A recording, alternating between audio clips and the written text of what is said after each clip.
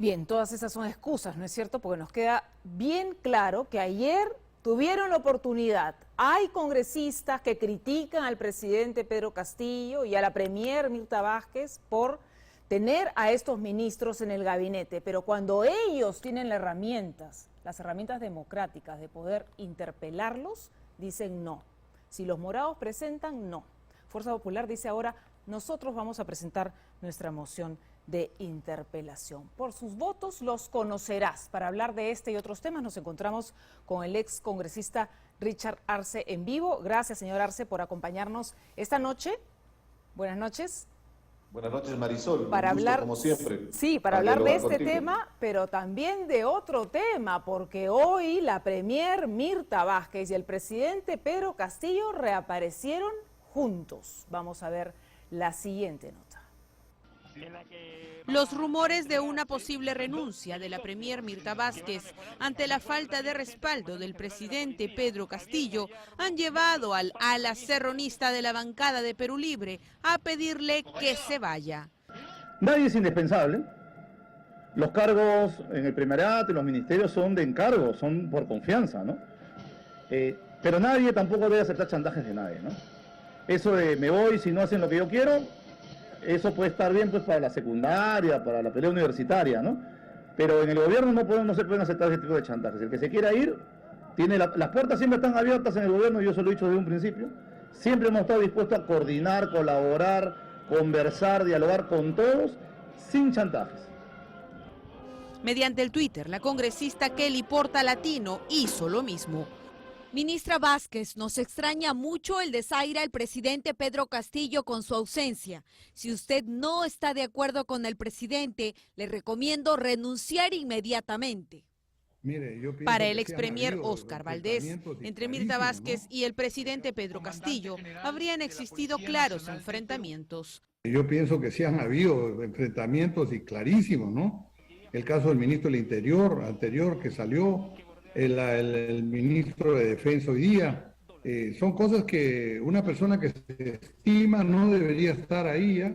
Hace rato debió irse a su casa, decirle, ¿sabe qué? A mí no estoy para que me manoseen y me voy. Yo creo que eso es lo que le compete a un primer ministro que se estima, ¿no? Y que cree, está bien ubicado y se hace respetar. Según su análisis, Vázquez Chuquilín no estaría resolviendo los problemas con sus ministros de manera idónea. Cuando algún ministro comete algún problema, tiene algún problema, ella le manda sendos oficios. ¿Dónde hemos visto que un premier de la República esté carteándose con sus ministros? El premier es el jefe del gabinete y el presidente del Consejo de Ministros, y él convoca al ministro a su despacho y le pide explicaciones, y si no le satisface, inmediatamente tiene los canales para hablar con el presidente de la República y remover a ese ministro, o de lo contrario, irse ella. Para la ex premier Ana Jara, la aparición de hoy en un evento público de Mirta Vázquez al lado de Pedro Castillo sería un indicio de que se estarían limando asperezas. Los gestos políticos son los que cuentan. Y si él ha aparecido el día de hoy con la primera ministra en un acto público, el mensaje subliminal que nos está enviando los ciudadanos es que el trabajo continúa, es un respaldarazo hacia ella. Lo que no significa que esto nos garantice la salida de los ministros cuestionados. Para ella no tendría lugar una renuncia en este momento. Hay que poner paños fríos, ¿no? Hay que pensar en el bienestar general. El Perú no está para que a pocos 100 días de gobierno tengamos un tercer gabinete. La inestabilidad política, la incertidumbre puede causarnos un daño no solamente en el desarrollo económico, sino también un retroceso en el tema de cómo estamos afrontando la crisis sanitaria, que lo estamos haciendo meridianamente bien. Después de esta actividad oficial realizada en el Callao, no se han pronunciado más congresistas de Perú Libre en redes sociales. Richard Arce, nuevamente, buenas noches. ¿Cuántas crisis más podrá sortear Mirta Vázquez? Porque lo que queda claro es que el ala radical, la de Perú Libre, quiere a Mirta Vázquez fuera de la PCM. No solo eso, Marisol, sino que inclusive están cuestionando al propio gobierno. Si tú sigues un poco la temática y la tónica que han tenido los mensajes en redes sociales, sus intervenciones de los congresistas más allegados a Vladimir Cerrón, la posición supuestamente es en contra de Mirta Vázquez, pero el trasfondo es en contra del presidente de la República. Y la situación del presidente de la República en este momento es de inestabilidad. ¿Por qué? Porque simplemente no ha tenido la capacidad de responder políticamente, no ha tenido esos reflejos, por ejemplo, para poder abordar y solucionar este problema suscitado con los ascensos de altos mandos del Ejército y de las Fuerzas Armadas, donde ha habido una intromisión grosera para poder imponer a algunos allegados al presidente. Entonces, acá lo que están haciendo es exponer innecesariamente una vez más la gobernabilidad del país y el propio gobierno. El riesgo es alto, es una especie de espada de Damocles que cae ahorita en este momento sobre el presidente Castillo. Y si no toma decisiones y sobre todo se dedica a gobernar, a hacer su función como gobierno, lo único que va a cosechar es evidentemente una situación de crisis política. Ahora, parece que el presidente Castillo tampoco es que respalda al 100% a su premier, ¿no es cierto? Porque queda claro que hubo todo ese silencio después de la crisis desatada por el ministro de Defensa y finalmente el presidente Castillo no tomó una decisión, la decisión de separarlo del gobierno. Entonces, allí Mirta Vázquez quedó un poco descolocada, ¿no es cierto? El tema es cuántas crisis más podrá sortear Mirta Vázquez. Y si Mirta Vázquez llega a renunciar, ¿quién va a ocupar ese vacío? Mira, Marisol, es evidente las diferencias que he tenido con el Frente Amplio. Mirta Vázquez es allegada a Marco Parana, pero con toda la objetividad y pensando en el país. En este momento, por sus condiciones, sus cualidades democráticas, Mirta Vázquez es el sostén del gobierno. Está soportando una andanada de irresponsabilidades, de negligencias que comete el gobierno. Es en este momento el mejor perfil, ¿no es cierto?, que tiene cerca el presidente Castillo. Definitivamente, me refiero justamente a esta capacidad de tender puentes con la oposición, ser mucho más moderada en los mensajes políticos. Evidentemente también hay ciertos errores respecto a los conflictos sociales. El día de hoy sacó un mensaje mencionando que se ha solucionado el problema en el corredor minero, específicamente en Cotabambas, y lo que no ha mencionado es que solo se ha levantado por 2 días la medida de fuerza en Cotabambas, que el lunes retoman, porque ellos están requiriendo justamente que emita una resolución, en realidad un decreto supremo, reconociendo esa mesa de negociación. Pero regresando al tema de la importancia en este momento de Mirta Vázquez en el gobierno de Pedro Castillo, ¿qué pasa si Mirta Vázquez finalmente se llega a cansar y renuncia? El gobierno entraría en una espiral de serias acusaciones. En el caso del ministro de Defensa habría una infracción constitucional, inclusive habrían delitos. Ya la fiscal de la Nación está investigando como corresponde, pero no llegaría solo al ministro de Defensa, sino llegaría al propio presidente de la República. Por eso es la irresponsabilidad, para eso están los ministros. Los ministros protegen la investidura del presidente y ante una negligencia, un error político, están justamente los ministros para asumir esa responsabilidad, como quien dice, poner el pecho. Pero el presidente de la República, con estas dilaciones para decidir la remoción de un ministro que está altamente cuestionado, lo único que hace es desgastar su ya desacreditada imagen frente al país. Ahora, una vez que se siga descalificando su imagen, va a llegar un momento inexorable donde la situación podría llegar a que él pueda perder el gobierno. Ahora, el tema de la oposición también es lamentable, ¿no es cierto? Lo hemos visto ayer en el Congreso, cuando es esta oposición la que critica al presidente y a la premier por tener a estos ministros cuestionados. En el caso del ministro de Transportes y Comunicaciones de Juan Silva, que hemos visto cómo le quiere ampliar todos estos permisos a estos transportistas ilegales, condonarles las deudas de papeletas, ¿no es cierto? Y cuando tienen la oportunidad de aprobar esta moción de interpelación, no lo hacen. Es decir, esta bancada del fujimorismo y finalmente con el Partido Perú Libre votan en contra de la moción de interpelación. Y lo más triste es que se pretende tumbar una reforma que está generando una mejora en el servicio del transporte público.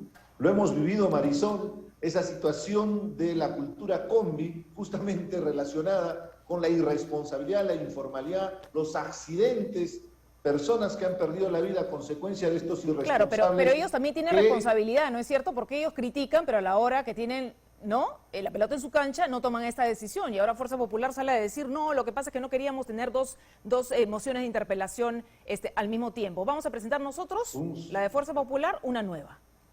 Un simple pretexto, Marisol, porque en este caso han votado en la misma sintonía el fujimorismo, Juntos por el Perú de Verónica Mendoza, Perú Libre, que supuestamente tenían una propuesta para seguir fortaleciendo esta reforma del transporte urbano, uno de los principales problemas que tenemos en las grandes ciudades como Lima, pero también en el país. Después de esto, estos sinvergüenzas van a salir fortalecidos, porque si tú revisas la cantidad de papeletas, inclusive de carros que ya deben estar internados y que siguen circulando de manera pirata, con estos respaldos de parte de las autoridades, nuevamente van a regresar a las pistas. ¿Para qué? Para originar caos. Y tenemos a un ministro que ha estado negociando la cabeza de los responsables de este proceso de reforma, como es la ATO y Sutran. Y justamente la de Sutran resulta que es una persona con un alto cuestionamiento por ser una tendera. No duró ni 3 días en el trabajo. ¿Dónde buscan a los funcionarios del Estado? Están buscando en el lugar equivocado definitivamente, porque al final, ¿quién queda descalificado y desacreditado ante la opinión pública? El propio presidente de la República. Bueno, y en este caso también los congresistas, ¿no es cierto? Este apoyo de Juntos por el Perú a Perú Libre es totalmente incondicional, parece. Lamentablemente pesa más el espacio político que han ganado. Es muy duro, pero parece que un fajín vale más que los propios principios y algo tan importante que se ha venido luchando. Tú revisas planes de gobierno y te vas a dar cuenta que la reforma del transporte público es una de las grandes propuestas. Además, una ciudad como Lima de más de 13 millones requiere un sistema de transporte masivo moderno. Regresar a lo que fue en los 90 con las combis, con todo ese caos, es un despropósito total. Además de todo lo que ha generado la informalidad. Y en este caso el Congreso ha quedado muy mal parado, porque una vez más ya no solo es el Ejecutivo, Así es. La incompetencia funcional está demostrando también el Congreso que a propósito está incrementando su presupuesto según su proyección en más de 200 millones para el próximo año. Cuando debe haber austeridad, más bien hay la predisposición para incrementar presupuestos. Acompáñanos, Richard. Que lo manejan a discreción. Sí, a ver la siguiente nota, precisamente hablando de la izquierda, porque el excongresista de la bancada del Frente Amplio, Lenin Checo, fue designado como jefe del gabinete de asesores del Ministerio de Energía y Minas, mientras que Marcos Ipán va como jefe de la Oficina de Gestión Social en la misma cartera. Pero lo que debemos destacar es que ambos son conocidos por sus posturas antimineras. El gobierno de Pedro Castillo continúa con las cuestionadas designaciones en importantes puestos del Ejecutivo. El excongresista del Frente Amplio, Lenin Checo, fue nombrado como jefe del Gabinete de Asesores del Ministerio de Energía y Minas, una cartera fundamental para la economía peruana que afronta una serie de problemas con los diversos conflictos sociales activos. De igual manera, Marcos Ipán, ex vicepresidente del movimiento Afirmación Social, fue nombrado como jefe de la Oficina de Gestión Social del Ministerio de Energía y Minas. Lo curioso es que ambos son conocidos por sus posturas antimineras. Es un hombre que no ha tenido ninguna experiencia en el mundo de la minería, ¿no? Ha sido un político más, ¿no?, del Frente Amplio, es antiminero, ¿no? Este gobierno deplora la minería, ¿no? La rechaza en todas sus formas. Es claramente antiminero. Y por eso es que nos vamos a hundir, si es que nos quedamos con este gobierno, ¿no? La llegada de estos funcionarios al Ministerio de Energía y Minas se da en un momento tenso, pues el titular del sector, Eduardo González, ha cruzado oficios con la primera ministra Mirta Vázquez a raíz de la suspensión de 3 sesiones de la comisión dedicada a evaluar la renegociación del gas de Camisea. Vázquez había pedido a González que priorice este tema por su ausencia en las reuniones pactadas. Sin embargo, el titular de Energía y Minas respondió a la Premier asegurando que fue su despacho el que suspendió la reunión. Además, pidió que en el futuro exista una mejor comunicación.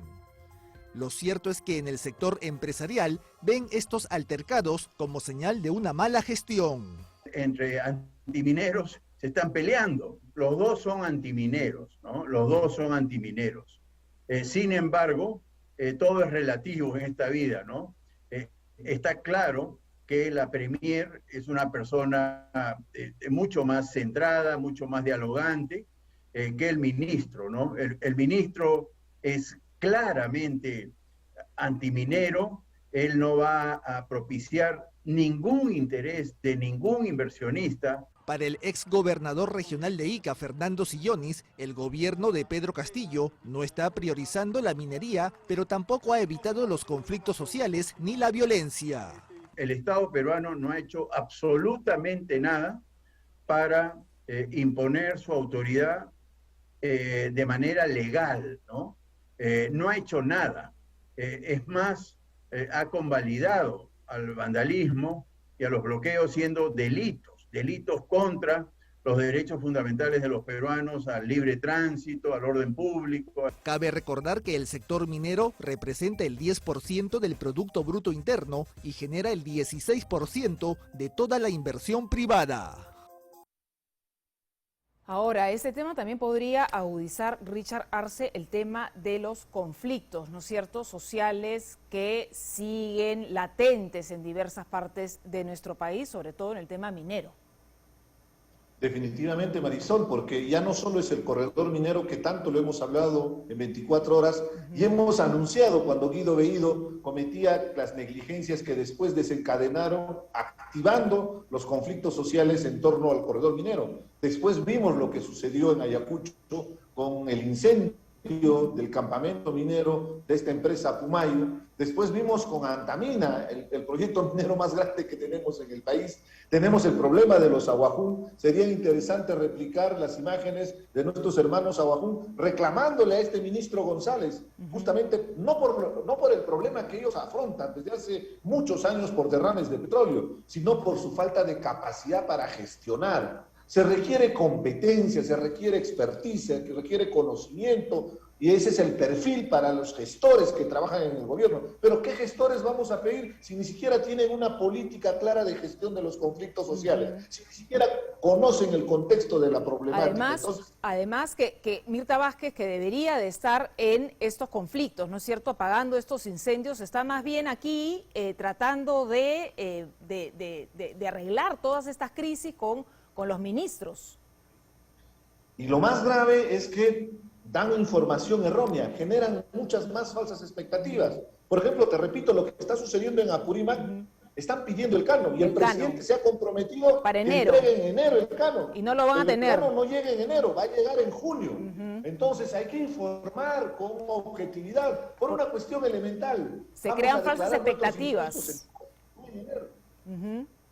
Entonces ahí viene el nivel de desconocimiento, de desinformación, que genera falsas expectativas. Claro. La gente ya está cansada con estas mesas de diálogo. Tienen que nombrar a personas competentes. Demos el beneficio de duda, en este caso, al señor Chejo, que es mi paisano, es apurimeño, démosle el beneficio de duda. Vamos a ver que una cosa es con guitarra y otra con cajón, como dice. Entonces vamos a ver su capacidad para poder gestionar los conflictos. Bien, gracias, Richard Arce.